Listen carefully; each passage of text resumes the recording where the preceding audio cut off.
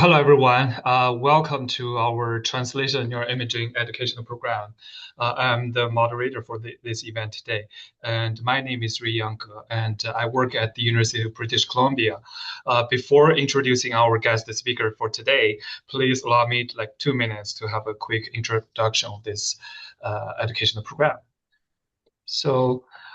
This educational program is nested within the Lifespan Working Group of the Enigma Consortium, which spans more than 45 countries and involves over 4,000 researchers worldwide. And this program is an inclusive program that welcomes researchers at all levels of neuroimaging skills and from diverse training background. The directors of this program are Dr. Shalala Haas from Mount Sinai, New York City, and myself. And we do have an international advisory committee. Please consider to join our mailing list if you wish to receive notification of updates about this program. In addition to our online workshops, we also organize in-person workshops. For example, over the past year, we have already hosted 2 free in-person workshops at the Society of Biological Psychiatry annual meetings. And we have a YouTube channel where you can find the recordings from the previous events. I'm also recording today's event. So if you are interested, please keep an eye on our YouTube channel, and we will be uploading it very soon. And just a heads up, we will only be sharing the presentation by the guest speaker, but not the Q&A part. So please feel free to raise any question for our guest speakers after their presentation. We are on both X and Blue Sky. And if you are on either platform, we would love you to follow us there. If you wish to share your works through this platform, please get in touch with us. We are happy to showcase and highlight your high-impact research work, and we welcome opportunities for collaborations in any form. Today, we are very excited to welcome Dr. Nizhuan Wang.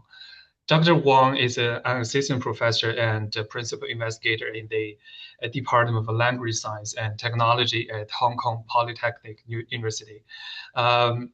Previous to this role, he held positions at Shenzhen University as a tenure-track assistant professor, Jiangsu Ocean University as a professor, and Shanghai Tech University as an associate researcher from 2016 to 2024. He's a senior associate editor for many high-impact journals, including Cognitive Neurodynamics, Advanced Technology and Neuroscience, algorithms, and so on, has published over 90 scientific papers in top-tier journals and conferences. And his research interests include artificial intelligence, brain-computer interface, neuroimaging, computational, and neurolinguistics. So in today's talk, Dr. Wang will systematically present how advanced AI is reshaping the landscape of brain disorder diagnosis, EEG-based affective BCI, and future neurotechnology integration. And we're really looking forward to learning about your work and your insight. So Dr. Wang, now the microphone is yours. Okay, thank you for Rayang's introduction. And also, I will share my screen.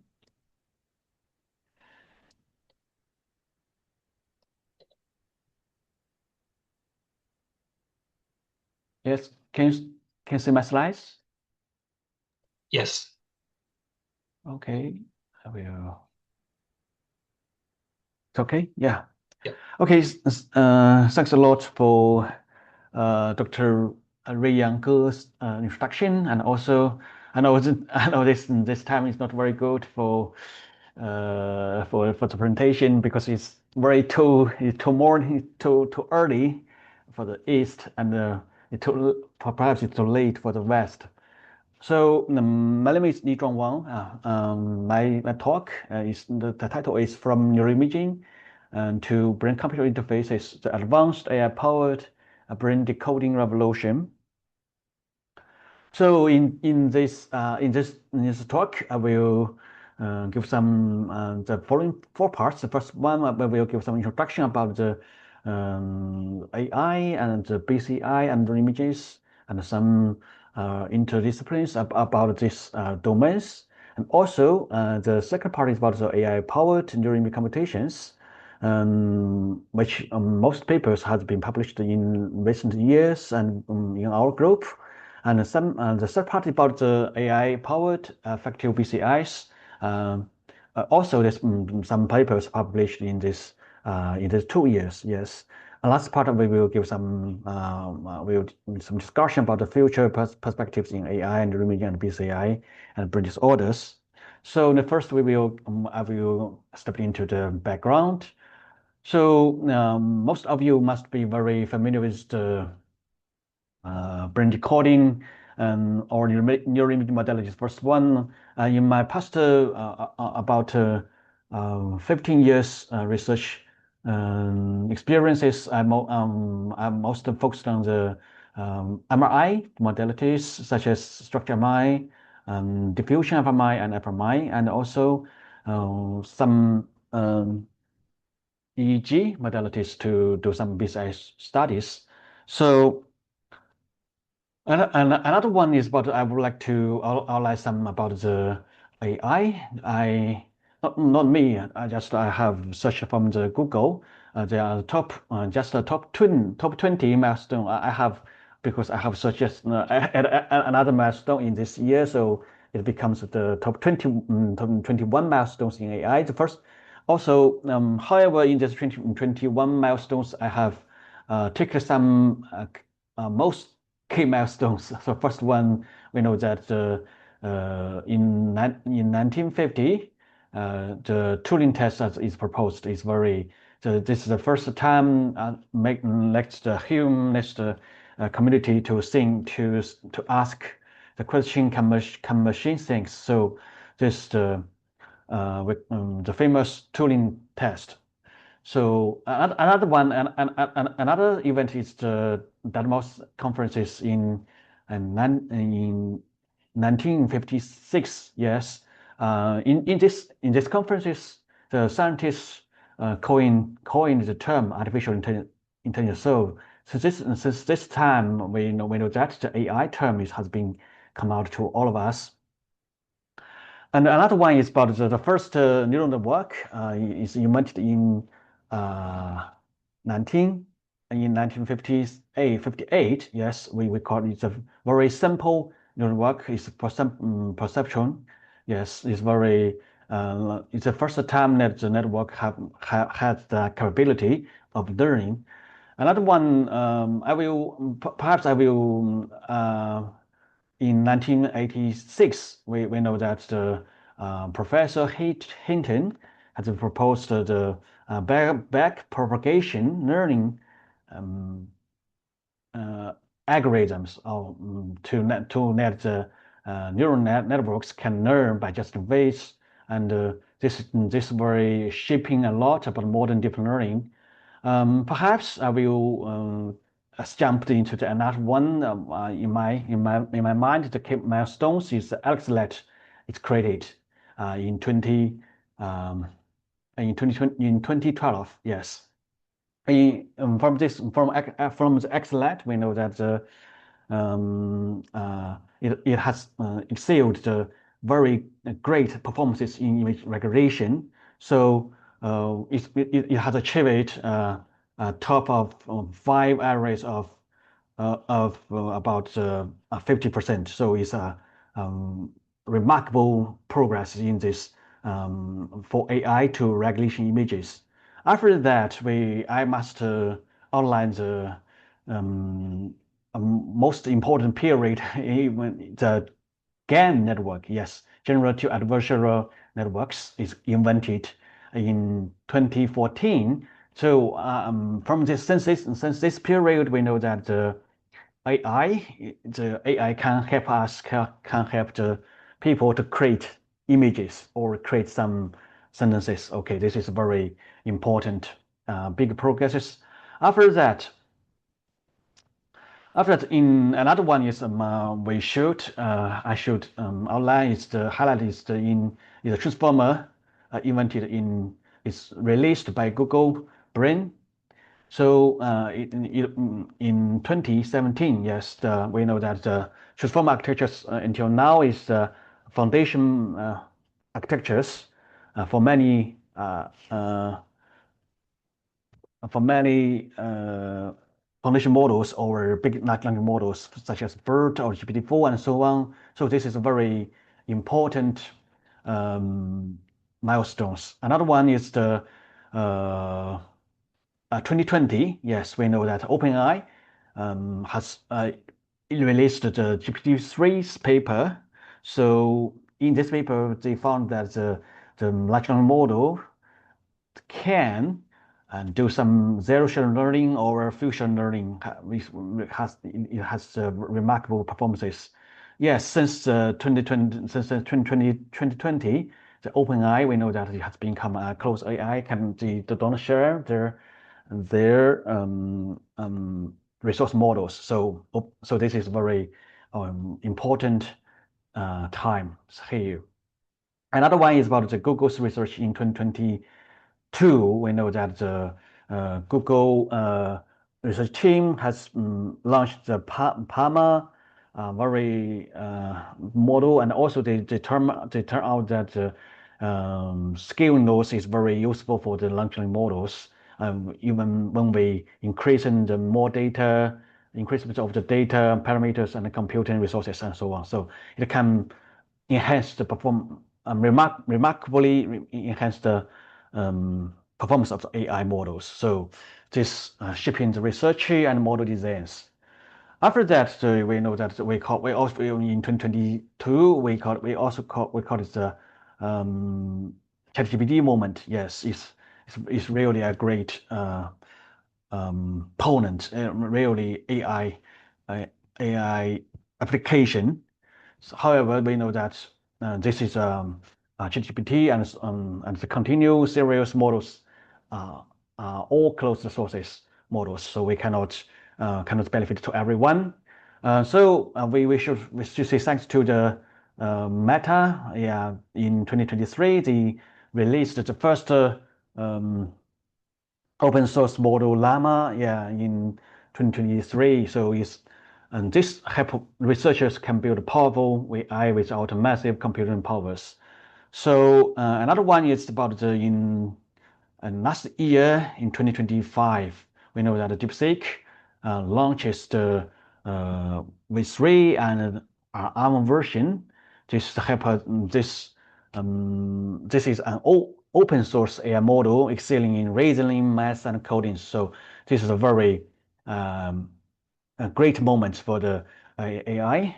In this year, we also launched the DeepSeek V4 from China. This model is designed or trained on the Huawei Ascending chips. So this is the first time. This is the first model is training on the Chinese chips. So it's a very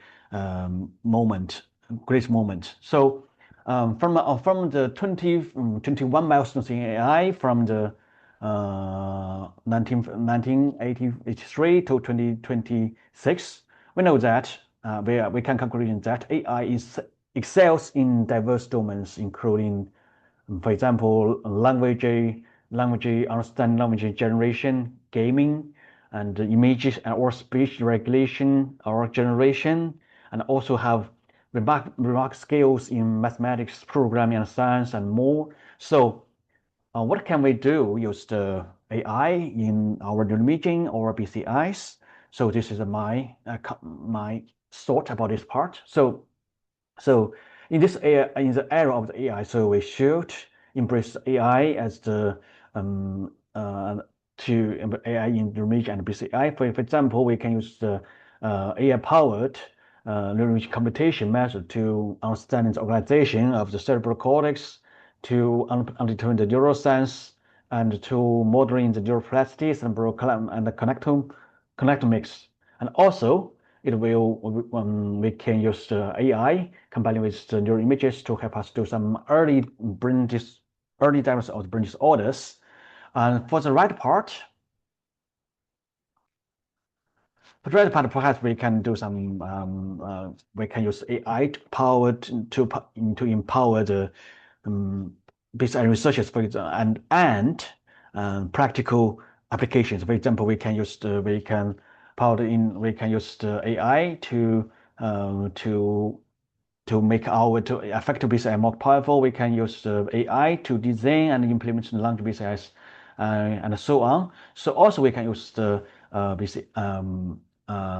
use AI to help us to do some brain disorder studies or diagnosis of brain disorders. So in summary, we know that by integrating AI and neuroimaging and brain-computer interfaces, it can help us to advocate the neuroscience research in neuroscience, psychology, brain health assessment, rehabilitation science, rehabilitation engineering.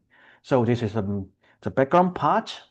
Next part, I will talk something about the AI-powered neural computation. In this part, perhaps we will mostly focus on some some research work about the brain disorder diagnosis. Yes, this is most about the currently our group has focused on in the brain disorder diagnosis research domain.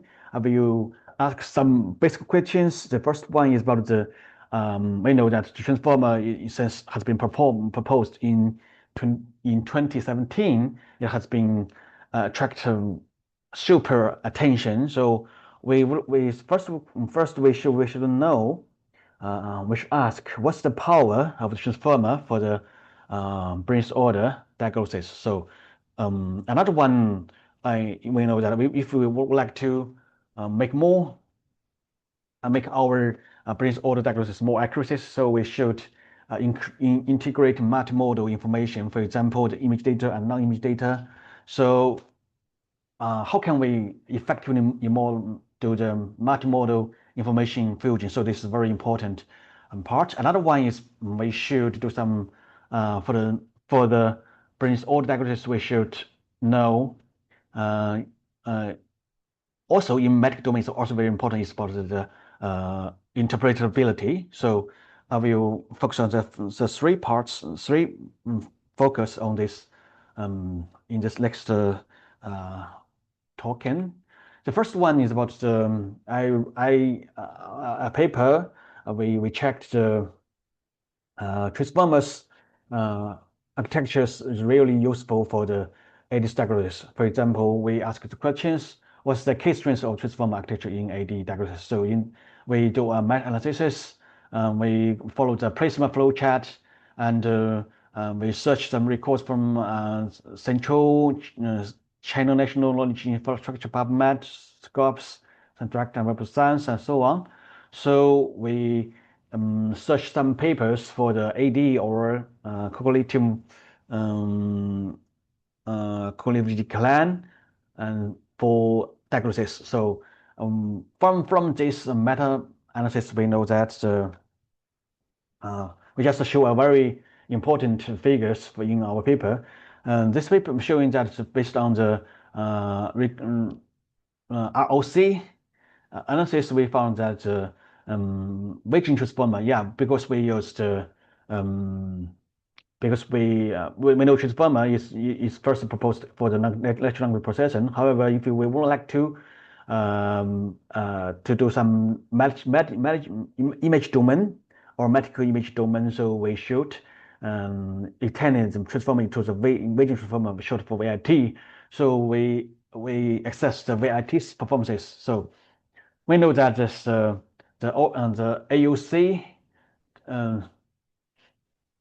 value is over 0.092. So this is showing that this transformer architecture perhaps is very useful for us to do the AD diagnosis. So after that, we would like to ask a lot of questions. Yes, we know that transformer architecture or Weighting transformer architecture is good for the image-based AD diagnosis. So how can we enhance the performances of early AD diagnosis using transformer architectures? So I will just our group had just modeling a very simple model. We call it a hybrid RViT model. This model is the idea is very simple and direct. First, for example, we know that the transformer just is very good at or excelled in modeling the long-term or global context information. So sometimes it's always ignoring the local information. However, we know that the CNN-based models, convolutional neural network models, based models, it can is very good at or excelled in capture the local information. So we just do a compilation about the two models. For example, we just used we used the pre-trained model ResNet 50 to apply to the MRI image datasets and to capture the local information and then to extract some local features. After that, we put this information into the VIT to modeling the global or long-term context informations. After that, we can use this one to predict the normal or early MCI or MCI or AD. So yes, this is some idea about this our model. So this is a full workflow of the hybrid RViT model. We evaluated our model based on the OSIS data sets. This is how about this process of about process flow of this model. So results showing that the proposed model has achieved very remarkable performance in precision requirement of F1 score and so on for the four classification tasks. So also we also have compared with some models such as we use the VGG transformer and efficient VIT and VIT. We showing that hybrid our proposed residue VIT model is really efficient and robust for the AD diagnosis. So this another research work is about this is published in last year. Oh sorry, here is the last year. Yes, there's a typo. 2025. Okay, so published on neural network. In this network, in this work, we would like to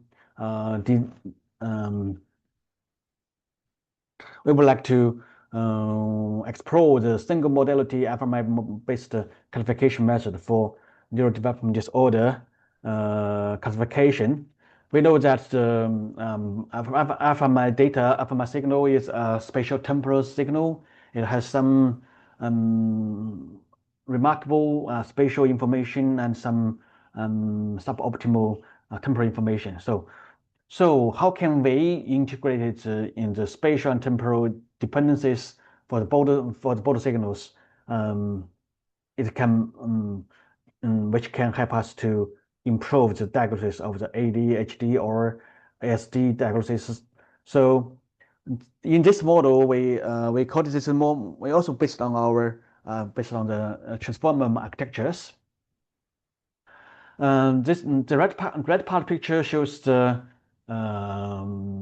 framework or architecture of STARFormer based on for ADHD diagnosis. It has the three parts. No, just totally two parts. The first one about the ROI spatial analysis modules. We know that in transformer, we know that the transformer we would like when we applied the transformer model to do some whatever for the generation task or prediction tasks, we should incorporating some information about the position.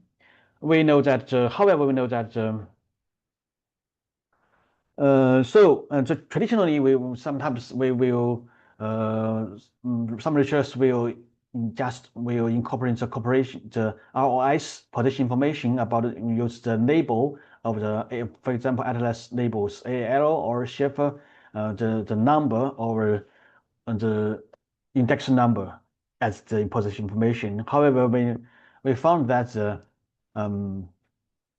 some for the diagnostic classification tasks, if we can sort the if we change or reorganize the position, and perhaps spatial position perhaps is better for the classification performances. For example, we used the effective counting. We tracked some time series for in ROIs, just original ROIs numbers. After that, we modulate the effective countivity, and then we used eccentric used eigenvector or call it eigencentrality to sort in the ROI signals that is most important for the patients. So in other words, we reordered the or renumbered the ROI indexes based on the functional importance within the 7 stability frame levels, such as visual, deformant, limbic, some motor, dorsal, and front palatal levels, ensuring preservation of enhanced and crucial spatial relations. Another one fusion is about the spatiotemporal feature fusion model. This we split this information separate to two benches. The first one is the spatial benches, and the other one is the temporal benches to capture the multi-scale temporal dependencies and spatial representations. After that, we will contact this information to this part, and we will use the classifier such as MLP to do the classification task. For example, to classification the ADHD or ASD from the normal control. This is the key idea about the STARFormer. From this part, this is some part of results of this paper. We're showing that we have compiled with the many baselines or study of baselines, for example, the traditional baselines and the JM-based baseline and transformer-based baselines in under the different atlas, for example, Schaeffer atlas or AL atlases. We're showing that our STARFormer has significantly outperformed these models. Also, we also based on this model, we also have this part of this most important. We have also identified some top 5% ROIs most important for SD or ADHD classification. This, for example, we have shown this on this figure. This figure perhaps can help us for some modulation in future, give some information about for target points for the neuromodulation tasks. So just last STARFormer paper just outlines how can we integrate the spatial temporal spatial information to from fMRI to perform the ADHD or ASD diagnosis. Another one, however, we know that from clinical data, we not just have the image data. We also have some non-image data. Yes. So in this part, we would like to do some. We have proposed another work. We call it MM-GTUNets. This is a multi-modal fusion network to do the neurodevelopmental disorders predictions.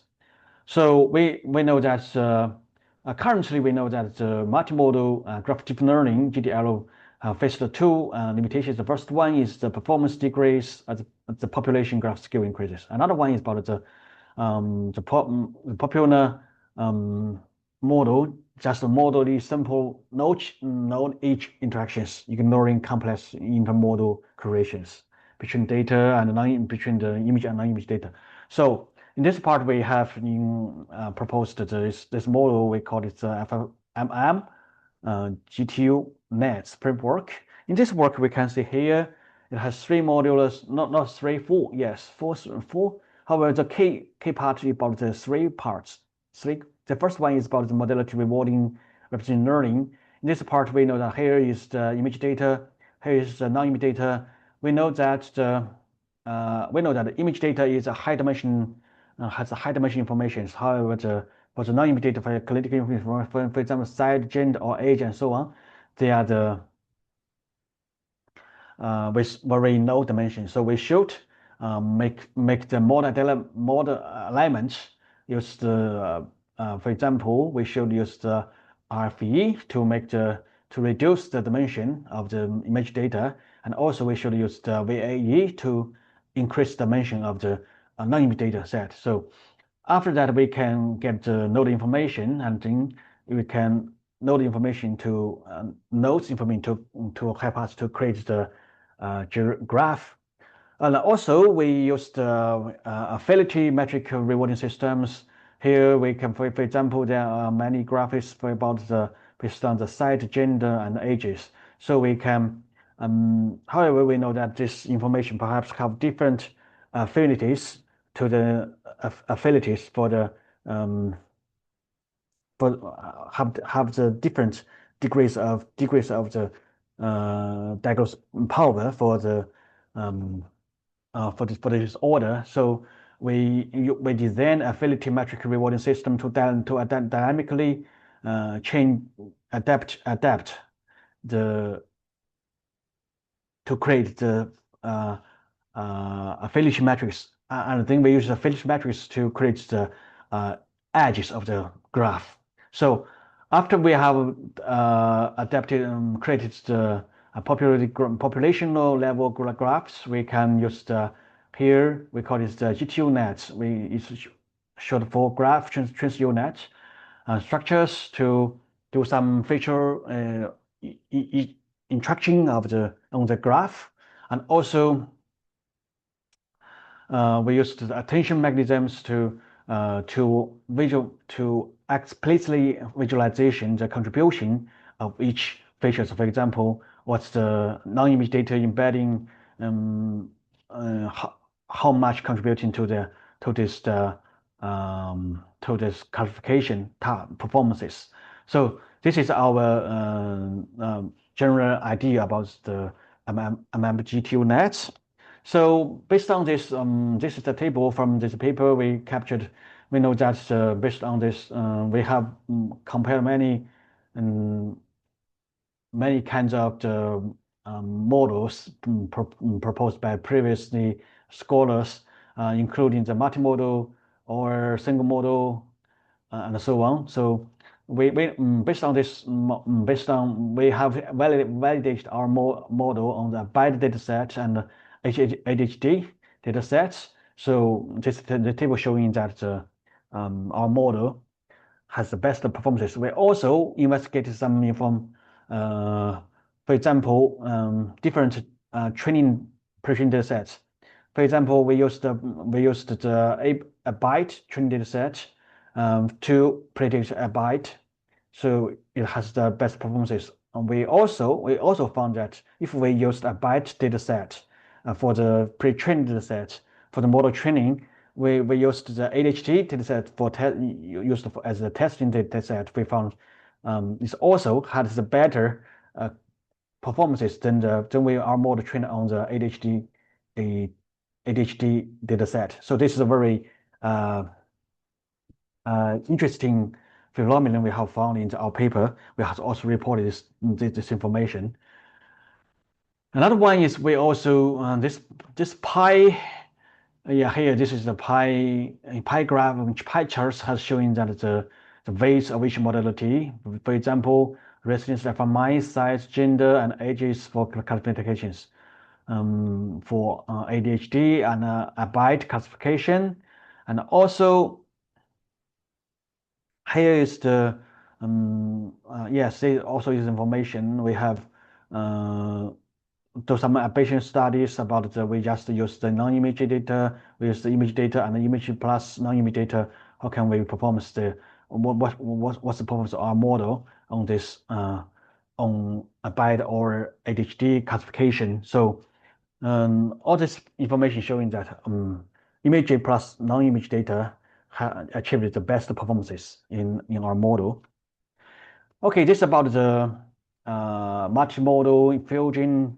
Yes, another one. This paper is just published in. Sorry, there's another typo here. In last month. Yes, in 2026. So this paper addressed another important issues is about the cross-modality interpretability. So in this, how can we so we know that it's very including our just proposed model that's MM-GTUNets is also has very limited interpretability in extracting the meaningful biomarkers. Another one is about the failure to establish clear relation between the image feature and demographic data. Another one is the third one is about the inability to join capture local and function cognitive patterns with the theoretical principle multimodal information. So in this work, we call it another model, I2 BHGIM model. This model is to help us to address this information, especially for the cross-modal interpretability. So the first in this model consists of two parts. The first one part is about the we call this IBG graph former. IBG is short for information bottleneck guided graph former. Yes. So this is about the data. Just subject 1, subject M. For each one, we use the AL model, AL template to extract the fMRI signals, and then we will building for each subject. We can build in the brain connectome graphs. Then we use the very popular model graph former to extract the information features. Yes, feature extraction. After that, we used the brain information bottleneck pooling operation. Just in this part, we will based on this loss function. Loss function is called the information bottleneck functions to learn some information, very important node embedding information for each subject. It means in this part we would like to learn some node information, very important node information that can represent each subject S1, S2, and 2SM. So this is after this one, after this stages finished, we will get to some subject. We will know how to say. We will get the subject node embedding. This will help us to contribute to create the heterogeneous population graph. So we after in this way we establish the second part. We will call it the EEG-based. This part is we know that we have the size, gender, age, handedness, the non-image data. We can create based on the similarity. We can create a similarity matrix, and then we can get we can use the similarity matrix to create at the age of the population graph. And also we can use the subject node embedding some information as the nodes information. After that, we can use the information to create some meta paths for each information. For example, the site, the gender, the age, and handedness. We can have some subgraphics. And also we would like to test some subgraphs use the WL test to testing the inform to check the morphism test. So after that, we will use the information guided attention to filtering more informative active features. After that, we can use the GCN to do some feature to further step feature instruction. After that, we can use the MLP for the as a classifier to do the classification. So this is so we can see here there is some performance comparison about our proposed model against some basic model on a byte and ADHD data sets. Here is about we know that the P is a population-based is a population graph-based method. This B is the brain colonics-based graph models and also some traditional business.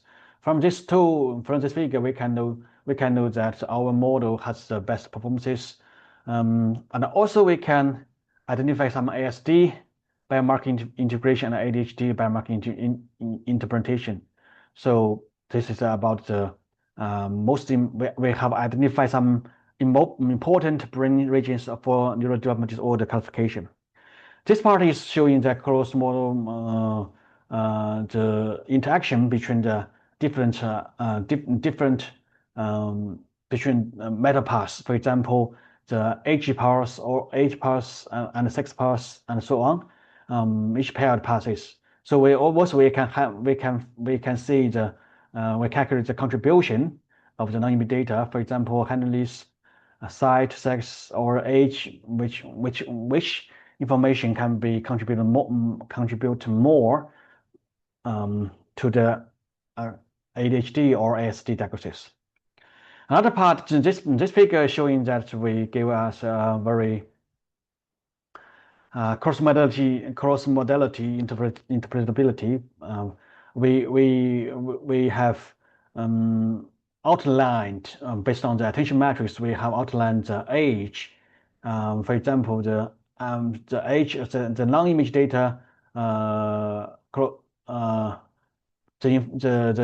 the correlation or attention heat map information between the non-image data and the outlined on this outlined brain regions such as these regions, identify these regions. So this is about this for SD and ADHD. This will give us some very important information. For example, for the age, we know that perhaps is most important, perhaps most have very good correlation between the ACG-R region and PCG-R region and so on. So this is make our model has gained more interpretability. So this part, the second part is about the AI-powered computational, and that's part where we will focus on another one about the AI-powered affective BCIs. So this is our another research directions in our lab. In this part, we will focus on the following 4 parts. The first one is about we would like to address or resolve some questions, some issues related in the intra-subject robustness. Another one is about the cross-subject generation problems in BCIs effective, especially in effective BCIs. And also we would like to do something. We would like to integrate multi-modal information such as visual, audio, or video information, or audio information and EEG information for the emotion regulation in conversation scenarios. Another one we would like to we proposed another one. We call it EEG motion copilot to help us to use based on the large language model to help the patients outline to capture their emotion changes real time. So this is about the first one. We call it the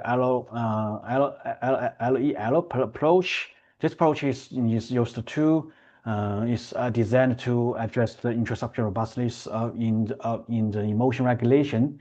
But first, we know that accurate emotion regulation is very essential for social functioning, and also the EEG provides an objective measure. So, however, currently the EEG-based regulation, short for EER, specifications the insufficient model stability, and also some limited accuracies on high-dimensional nonlinear signals, and also poor robustness to interstitial variability and noises. So, in order to overcome this, in these issues, we proposed used the Lipschitz continuity as the constraint, to help us to reform our model. For example, this is the part A shows the overall framework of the LEL. This is a raw signal.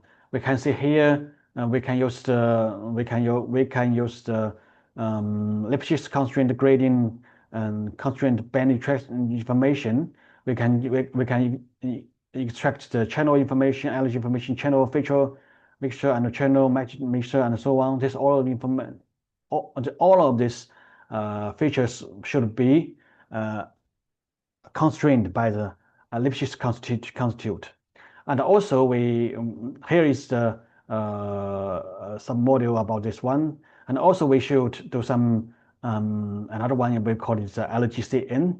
LGCN here for all the features, each of the features, we should do another normalization. Not that we previously perhaps do the layer normalization or group normalization and so on. We proposed to use the Lipschitz normalization like this one. And also for the attention matrix here, we also increased the Lipschitz attention, Lipschitz normalized constraints in this attention calculation. So all of this in this LEL framework, we incorporated the Lipschitz information continuity constraints into the feature instruction and normalization and attention. So this will help us make a model in training in process will more stable. Here is the pipeline of our LE work. For example, this is a E signal. We can do some segmentation. We're also doing some conventional training and testing, and also we also do some real-time training and testing experiments. And we use this is our just continuing independent learning, and we can use this one to do some emotion regulation. So based on our testing, we found that after constrained by the Lipschitz continuity, our model can be faster, more stable convergences with better performances. So here is showing that this model has been approaches have been evaluated on 3 open data sets. The first one EAV data sets, and the second one is the face data set, and the third one is the seed data sets. So all of this one we're showing that this has good performances. Another one we have compared with many traditional methods and some, for example, this is another state-of-art methods. In this, we have shown that our model has gained a great step improvement for ACC and F1 scores, and also for other face sets. Also, we can, for example, we can have the EEG-net, LEG-net, and so on. Many other state-of-art methods as the computing methods on the state and face data test, we can get big improvements about our performances.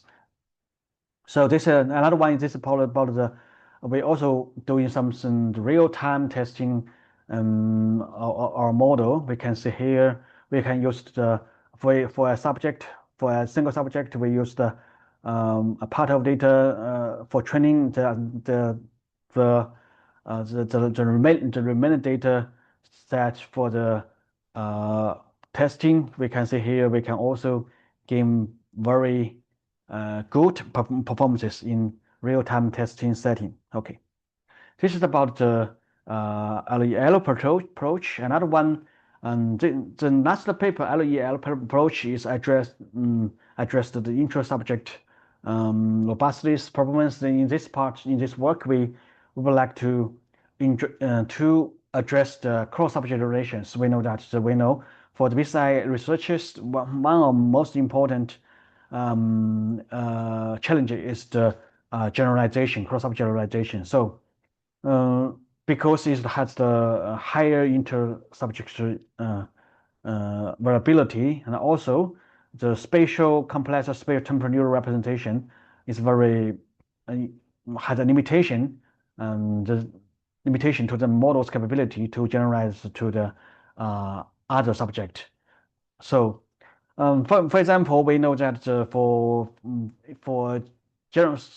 solving this cross-subject generation problems, there are totally there are two mainstreams. The first one is we call the domain adaptation, and domain adaptation means that we use the unlabeled target data subject in the model training. However, another one is we call it the domain generation. Domain generation means that in the model training stages we cannot see in the target subject. So we will based on this domain generation to help us to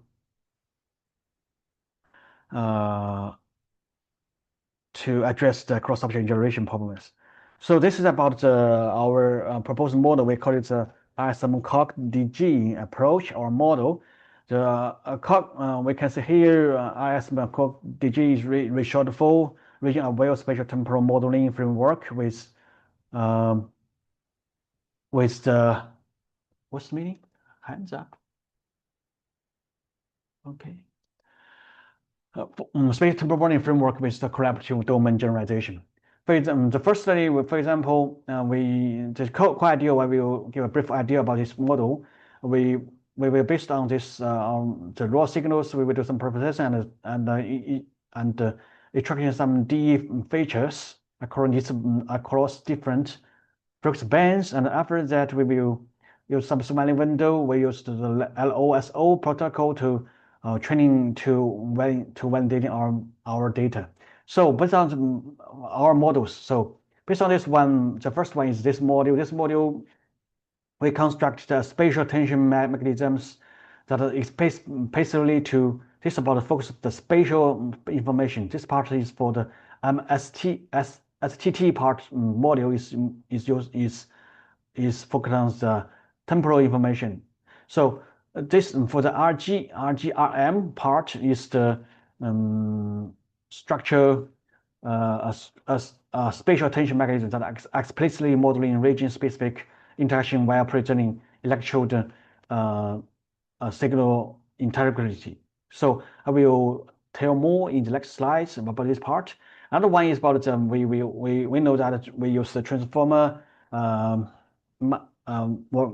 dependence multi-scale. We use the multi-scale techniques to modeling the local and long-term dependencies, and then we will get the attention matrix in about temporal.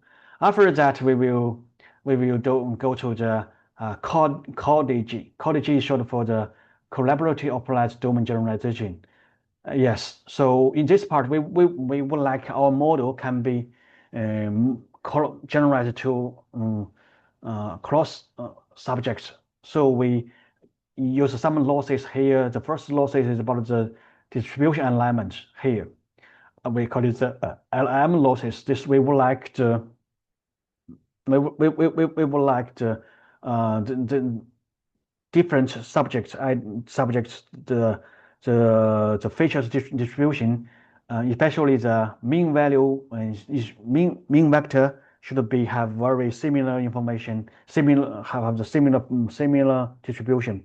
Another one is about the attention consistency constraint. Yes, we would like for in terms of subject, we would like the spatial attention and temporal attention have very similar in a subject, in a same subject has the biggest contrast and loss. However, in the different subject has a very less contrast and loss. Also, another part is about orthogonal loss. This is a loss address the facial structure decoupling constraint about this part. So this is the main framework about our ISG decoding model. This part is about the next about this about I would like give some more information about the RGRM. Yes, is in short for Raging Aware Graph module. This module has for example, we have used the spatial organization from the 1020 atlas of the EEG systems. So we have divided these electrodes into different regions, for example, parietal, frontal, central, parietal, occipital, left frontal, right frontal, and so on. After that, we can use the this information can be extract the information of DE features, differential entropy information. After that, we would like here is RCB. RCB is continuous branches.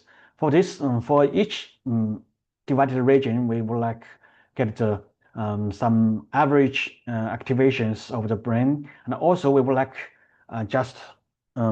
we use the top key attentions to select some most important connections between in these regions. So we will repeat this part for all this 6 divided electrodes in regions. After that, we will fuse this output, and then we will give plus the original signal into this one. This is like a residue link to help us to get the spatial attention. So this paper has not been published, just submitted to the arXiv.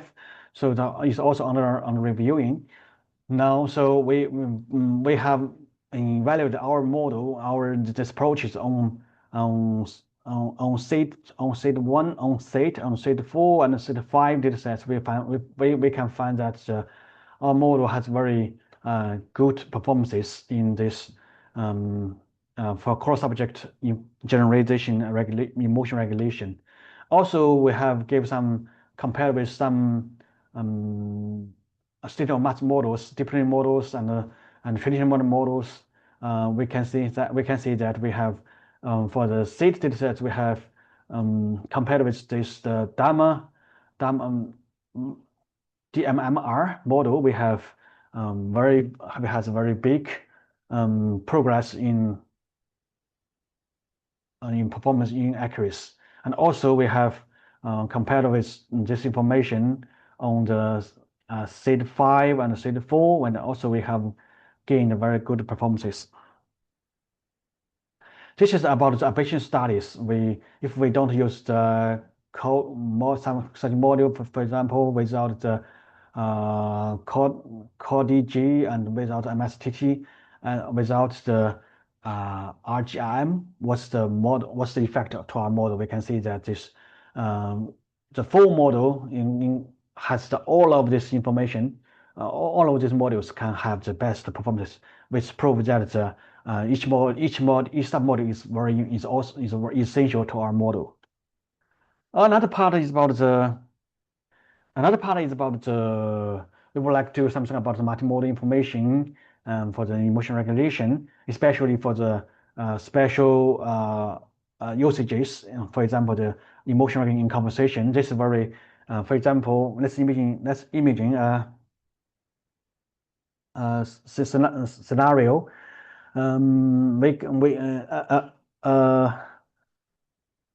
A subject wearing EEG equipment, and it's also do some conversation with the physicians, and the physician has talking to the physicians. Perhaps the physician can based on these models, and can based on the EEG signal and video signals and audio signals, can help us to do some brain disorder diagnosis. So this information rely on the thematical. However, in the emotion regulation, ERC research previously most of them remain on the thematic audio or video data, but not struck to the integrate the phasal signal, such as due to the signal to noise ratio, interval subunity, and so on. So for address this problems, we addressed the our work. We proposed a hypergraph hyper-ML. Yes, it's sort of hypergraph multimodal learning model for ERC regulation. In this part, for example, we have some information. This is a conversation. We have some word information, audio information. We have some. This is the conversation. We also recording the e-signal, and also there has audio and some video information. So we designed more modality encoders for EEG, audio, and videos, and then we will get some feature embeddings here. After that, based on feature embedding, we will based on the adaptive hypergraph fusion modeling to create this hypergraph. After that, we used MLP to add the classification to identify the identification. The right part showing our design model for the EEG model. Here is the, we call it the EEG encoder, Abama EEG encoding here. We design here. I used here, there. It has the subject specific layer is used to modeling the subject specific information, and also we also have the temporal spatial transformer block, and also we will calculate the intro and the interband information and so on. After this one, all of this one also do some normalization and projection. This is the encoder like this one. Here, this picture showing the subject layer design. We can see here there is this MS is subject transform matrix system. We should be learned in the model learning processes. Okay, this part showing that we have compared with the many data sets, for example, EAV data sets across 5 emotions. There's many recent models.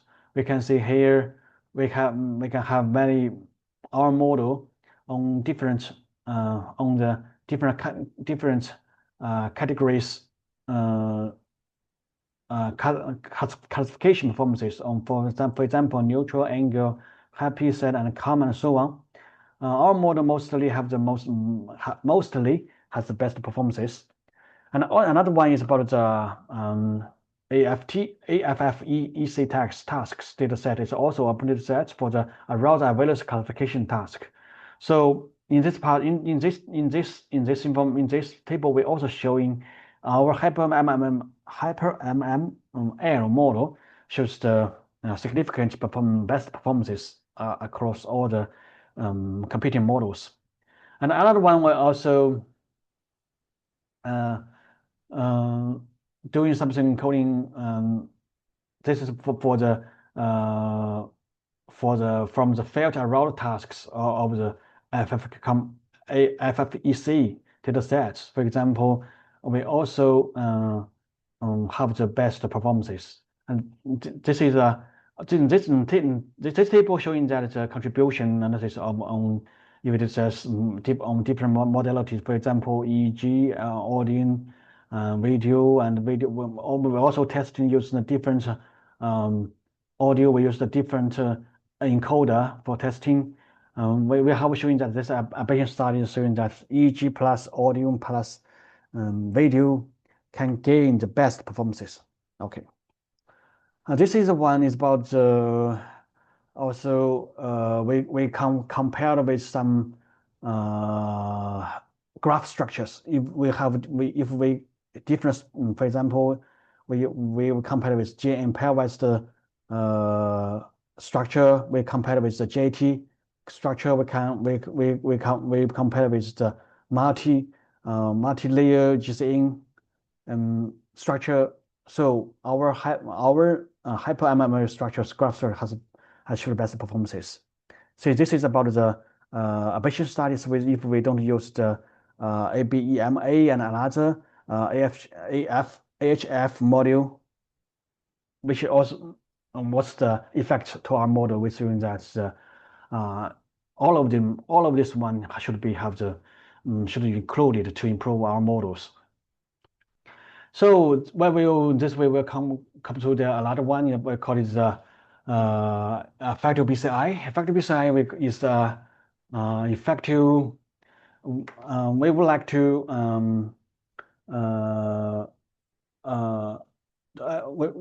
despite the advantage deep learning of EEG-based emotion recognition, however, most face on challenges in achieving true end-to-end emotion computation, especially in terms of rapid processing, individual adaptation, and the seamless user interaction. So we in this model we just design the structure prompts, including the some description and some demographic information and some signals of EEG signals and emotion labels and some if you have treatment information and so on as a total prompt. And after that we can we will import this prompt to prompt tuning this model. In this model we used very light models, Wang 0.5 billion prediction model. I will do some calibration and also do some model activation scales collection and so on. We will get tuned models. After that, we will do the model fine tuning based on our data set, based on our EEG data set and other data set, other informations to fine tune this model. After that, we can based on the deploy, we can do the model deployment, and then we can get the information to chat with the model. So this is a EEG emotion copilot to real time to check the to detect the emotion of the patient. So I will briefly outline this model. This first one is about the LM import EEG emotion copilot. Our model compared to some lightweight model. Lightweight model means that all of the model, the parameters less than 1 billion model. So from this paper we can know that no matter the reaction time or F1 score for the 9 regression or 3 regressions, our model has been gained very good performances. However, our model just have the 0.15 billion parameters. Okay, so it's also compared with some heavy models, for example, 7 billion or DeepSeek, Wang, and so on, 1.5 billion models, and so and also all of these models. This performances, our performances can be compared to the heavy models. This is another performance on light model on the seed data set. This is on the seed form. This is a night and this is the performance computing. comparison of the computing lightweight models on heavy and most on seed file models. So all of this results are showing that our model has has comparable performances. So here is the left part is showing the R model for the comparable with many other models for the inference time and memory usages. So we can we can have the least inference time and the memory usage. This is we can also our model Copilot can also concept us for the medical assist medical record generation. So this is this one can help us to do based on based on light LLMs to do the EEG motion regulation real time based on the EEG large language model. Okay, I will go to very quickly go to the future perspective in AI learning BCI disorders. The first one, perhaps from the first perspective is the in my opinion, perhaps is from reactive to proactive and predictive neurology. For example, current status is the diagnosis, and the past is based on the sometimes standardized treatment protocols and late stages intervention. So in the future, I think perhaps the shift, the pre-symptom prediction and precision medicine and quantity monitoring, this is the real conclusion is that perhaps is from symptom-driven shifted to the data-driven task. Another perspective is about the closing window of the sort of therapeutic opportunities. The key idea is that we should inventing before irreversible damage occurs. For example, AD perhaps we cannot if a patient has been go to the AD stages, it's very perhaps we cannot reverse make this state make his brain status reversible. So we should predicting the conversion from the give some intervention before the intervention in advance. Okay. Another one, the perseverance rate is about the building trust and overcoming data hurdles. So especially for the BCI and so on, also many neuroimaging data. There is the physicians or clinicians cannot trust what they don't understand. So we should has explain AI. So in our work, we're also doing some interpretability analysis in our models. Another part about the data accuracy performance. So we would like to use the some method, for example, data efficient learning methods such as fusion learning based on large language model or transformer learning and synthetic data generation and so on. The perspective 4, I think the whole is the title is the whole is greater than the sum of its parts.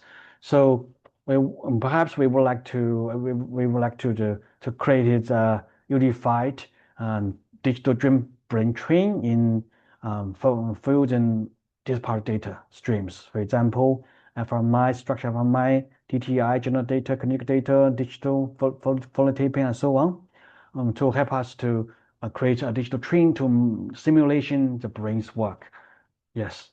Perspective 5 is from the lab to clinic and home. So AI perhaps is can help us as a clinical decision support system. Currently, another one perhaps is personal treatment and brain-computer interfaces. AI can decode the neural signal in real time, can help us restore some function, for example, for moments over a facial who lose the communication ideas. So this will we will integrate AI neuroimaging and the BCI from the lab to clinical and home. Perspective 6, we should build responsible AI for global health. This is also Another important part about the algorithm bias and fairness, data privacy. For example, our proposed EEG motion copilot is it